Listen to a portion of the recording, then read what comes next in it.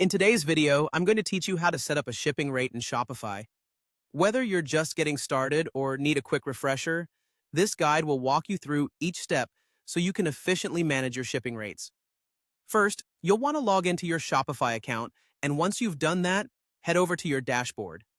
This is your central hub where everything begins. Pay attention to the lower left corner of your screen, because that's where you'll find the Settings button. Clicking on that will open up a new page with a range of options, and the one we're interested in today is Shipping and Delivery. When you're in the Shipping and Delivery section, you'll notice a segment dedicated to shipping rates. You'll see buttons next to options for domestic or international rates. Go ahead and click the button that corresponds to the type of rate you want to set up or modify. Once you've done that, look under Fulfillment Location. Here, you'll be able to see all your existing shipping zones. This area gives you a snapshot of where you're already shipping to.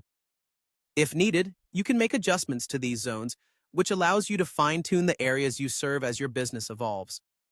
We're going to focus on the international zone today for our example since we already have two zones configured. We're going to set up a new rate specifically for this zone. To get started, hit the button labeled Add Rate. This step initiates the process of configuring your shipping preferences. After clicking to add a new rate, you'll need to decide on the rate type. Consider what makes the most sense for your business model. You might go for calculated shipping rates if you rely on real-time shipping costs, or you might prefer to set a flat or free rate, which can simplify things for your customers. For this demonstration, we're going to keep it simple by choosing a shipping rate, and we'll add a customized rate name to make it easily identifiable. Let's move on to setting the price and conditions.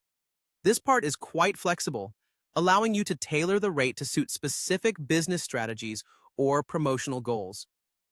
To illustrate, we'll set the rate to free simply by not entering any amount.